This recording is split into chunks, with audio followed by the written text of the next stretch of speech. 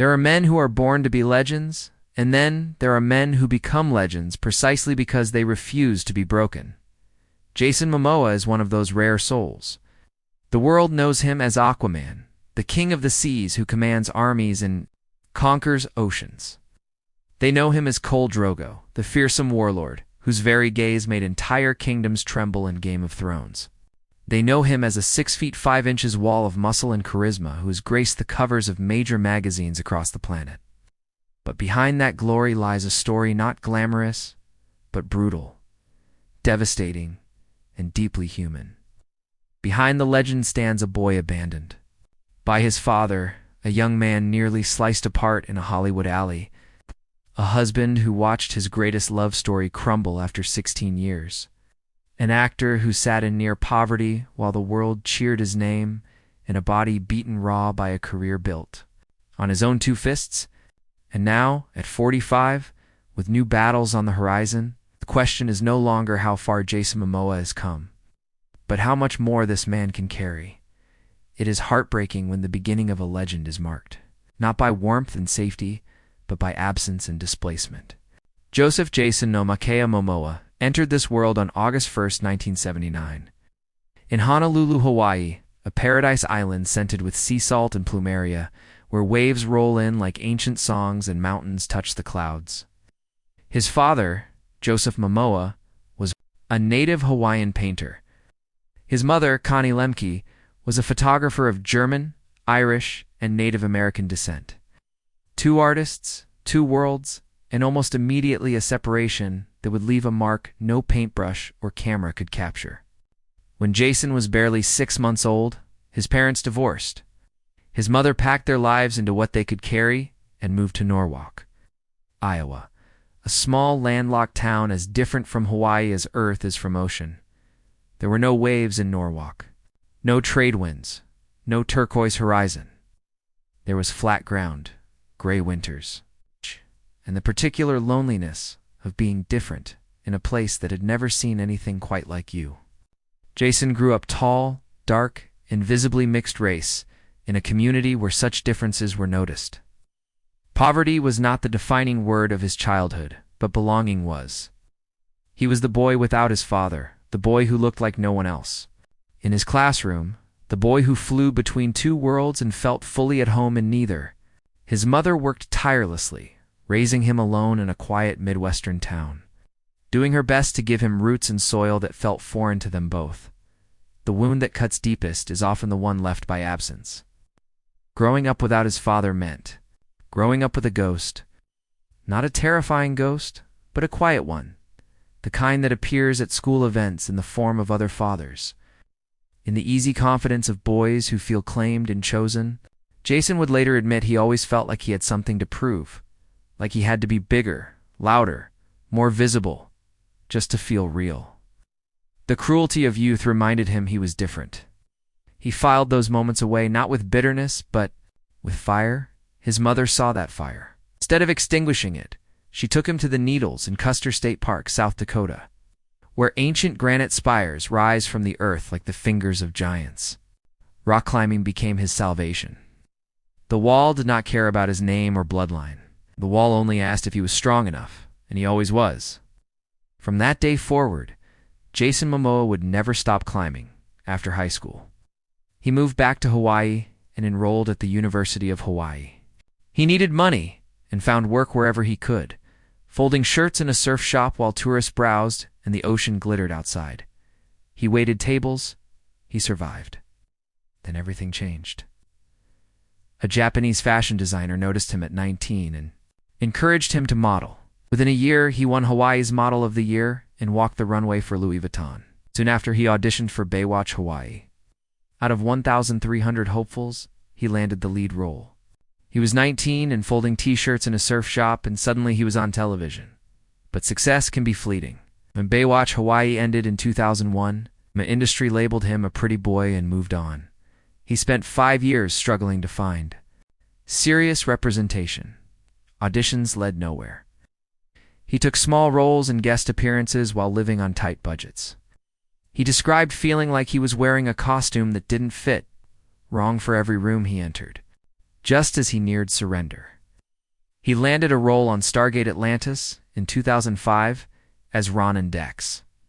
It was not a lead, but it was a lifeline. Then in 2011 came Khal Drogo in Game of Thrones. To win the role, he performed the haka during his audition, electrifying the room. Around the same time, he was cast as Conan in Conan the Barbarian. The world that once ignored him was now watching closely. The defining moment came when he was cast as Aquaman in Aquaman. The film earned over $1 billion globally, becoming the highest-grossing DC film at the time. The boy who once folded shirts in a surf shop was now the face of a billion-dollar franchise, but the price was steep. His body endured relentless physical strain. His mind carried unseen pressure. In November 2008, he was attacked at Bird's Calf in Hollywood. A man slashed his face with a broken beer glass. He required 140 stitches and reconstructive surgery. The scar across his left eyebrow became part of his identity. What he once feared would end his career instead became his signature. Then came another fall. After Khal Drogo's early death in Game of Thrones, work slowed again. He had 2 young children with Lisa Bonet and Nakoa Valfond. Mounting debt. He has spoken openly about that period, admitting his family was surrounded by debt and uncertainty. He directed his own film, Road to Paloma, refusing to disappear. When he was officially cast as Aquaman, he later said that role saved not just his career, but his family. In January 2022, he and Lisa Bonet announced their separation after 16 years together. She had been his childhood crush long before she became his partner. Their relationship felt like destiny fulfilled. When it ended, he stood hollowed by a grief that left no visible scar. Yet his children remained his anchor. Now, at 45, Jason Momoa stands as something that cannot be manufactured. His net worth is estimated around $25 million. He owns properties in Los Angeles and Hawaii and runs his production company, Pride of Gypsies. He has advocated for ocean conservation, partnered with the United Nations Environment Program, founded Mananalu to fight plastic pollution, and stood in protest to protect sacred Hawaiian land. But what defines him is not what he owns, is what he gives. From a surf shop in Honolulu to the throne of Atlantis. From a lonely Iowa childhood to global stardom. From 140 stitches to a scar that became his signature. From dead in silence to a billion-dollar legacy built on refusal. To quit? This is the life of Jason Momoa. His story teaches that the marks we carry are not evidence of failure. They are proof we survived, that we stood up, that we kept climbing even when the walls seemed endless. The most legendary lives are never the ones without wounds. They're the ones that kept going anyway, and even now, the climb has not ended. Fame has never been the summit for Jason Momoa. If anything, it has only made the mountain steeper. With every new project, every expectation, every headline that tries to define him, there is another weight added to his shoulders. The world sees the red carpets, the premieres, the laughter, the towering presence that fills a room before he even speaks. What they do not always see are the early mornings in the gym when injuries ache louder than ambition, the long months away from his children while filming overseas, the quiet hotel rooms where even warriors feel alone after the global success. Of Aquaman, the pressure to repeat that triumph was immense. Sequels are never just films. They are expectations wrapped in millions of dollars. The body that had already endured years of stunt work, fight choreography, and punishing training was asked to give more. Muscles tear, bones bruise, joints remember every fall. Yet he kept showing up, not just because contracts demanded it, but because somewhere inside him is still that boy staring up at a granite wall, refusing to let go. There is something almost poetic about the fact that the roles that made him famous Khal Drogo in Game of Thrones, Arthur Curry in the DC universe are men forged by harsh environments, desert warlords, ocean kings, outsiders navigating worlds that do not fully accept them. Art imitates life more than audiences realize. Jason has always understood what it means to stand between identities, between cultures, between expectations. Hawaiian and Midwestern, artist and athlete, heart and armor. In recent years, he has leaned further into storytelling that reflects who he truly is. Through Pride of Gypsies, he has worked to produce projects rooted in heritage, resilience, and environmental responsibility. He speaks passionately about protecting the oceans, about reducing plastic waste, about honoring indigenous land. These are not public relations lines crafted by a studio. They are personal. They're tied to the islands where he was born to. The salt in the air that shaped his earliest breath. Fatherhood remains the center of gravity in his life. Lola and Wolf are no longer toddlers needing to be carried. They are growing, watching, understanding. The example he sets now matters more than any box office number ever could. He has said that everything he does is for them, that the true measure of his strength is not how hard he can hit, but how steady he can stand when they need him. And then there is love, complicated, humbling, transformative. The end of his marriage to Lisa Bonet did not erase what they built. 16 years of shared life does not vanish because a statement is posted online. It lingers in memories, in co-parenting conversations, in the quiet understanding that sometimes love changes shape rather than disappears. For a man who grew up with the absence of a father, being present for his own children is not optional. It is sacred. There are new chapters unfolding, new roles that challenge him beyond brute strength, characters that require vulnerability instead of intimidation. He has spoken about wanting to direct more, to write more, to create spaces where stories of indigenous communities are told with respect and depth. The industry that once dismissed him as a pretty boy now listens when he speaks. Has not forgotten the years when it did not. If you look closely at the scar above his left eyebrow, you see more than a mark from a broken glass. You see a reminder that survival is not clean. It is messy. It leaves evidence. And sometimes that evidence becomes the very thing that makes you unforgettable. At 45, Jason Momoa is no longer chasing validation. He is building legacy, not the kind etched in trophies or headlines, but the kind woven into land protected. Oceans defended, children raised with love, and stories told with truth. The climb continues, not because he is trying to outrun his past, but because climbing is who he has always been. There will be more storms, careers shift, bodies age. Public opinion turns like tides. What if his life has proven anything? It is this. He does not break where others expect him to. He bends, he bleeds, he rebuilds, and then he rises again. Some men are born into comfort and glide toward greatness. Others are shaped by fracture, by rejection, by nights when quitting would have been easier. Jason Momoa belongs to the latter.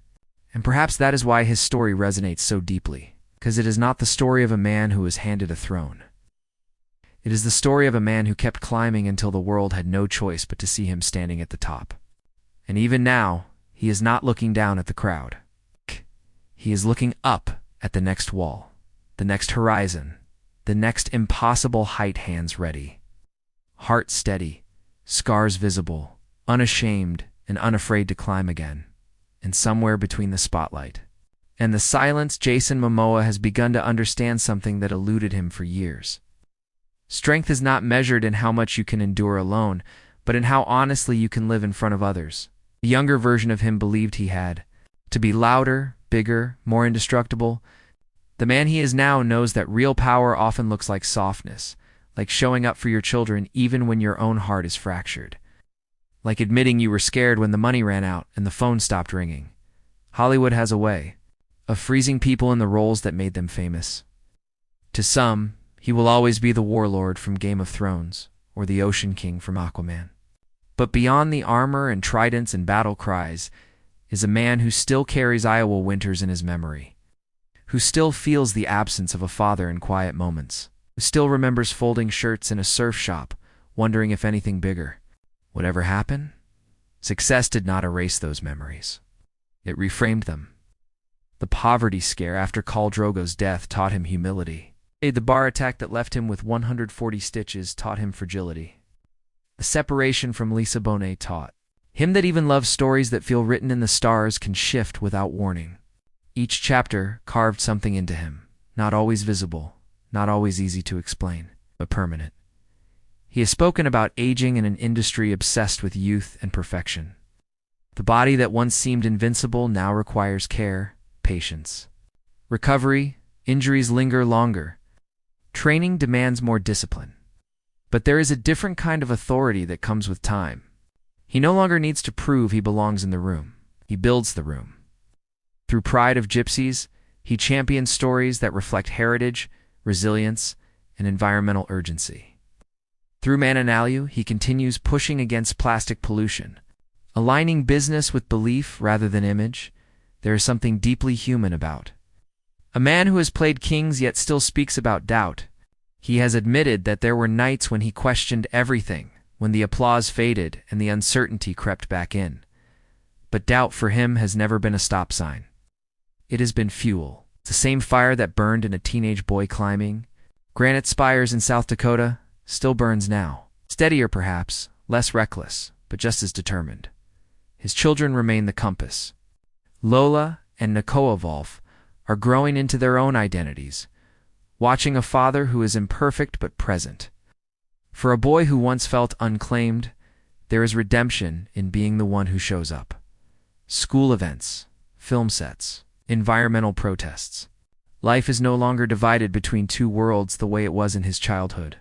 He has built a bridge between them, and his new projects line up. New characters. New risks, there is less desperation in his choices and more intention. He is no longer chasing survival. He is shaping legacy, not the glossy, untouchable kind, but the grounded kind that leaves footprints in sand and memory. When you step back and look at the arc of his life, it does not read like a straight ascent. It reads like waves. Rise, crash, rise. Again, abandonment, discovery, rejection, triumph, debt, redemption, love, loss, renewal. The pattern repeats. But each time he returns stronger, more aware of who he is beyond the roles and the headlines. The scar on his eyebrow, the calloused hands from years of training, the laughter that booms from his chest even when life has tested him, these are not contradictions. They are evidence.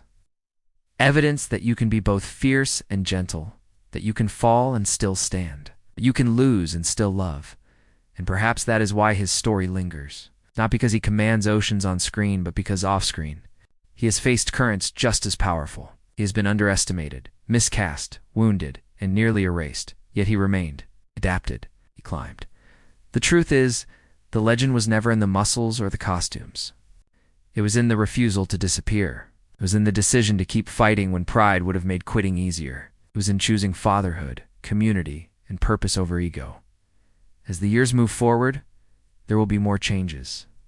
Careers evolve. Relationships shift. The body slows. But resilience does not vanish with age. It deepens. And if the past is any indication, whatever walls rise in front of him next will not be tall enough to stop him. Because the boy from Honolulu who grew up in Iowa, who searched for belonging and found it piece by piece, who turned scars into signatures, and doubt into drive, has already proven something essential. Legends are not born in comfort. They are carved in persistence, and so he continues still climbing, still learning, still carrying his scars without shame, reminding anyone who watches that survival itself can be a form of greatness, and that the most extraordinary lives are built not on perfection, but on the quiet, relentless decision to keep going.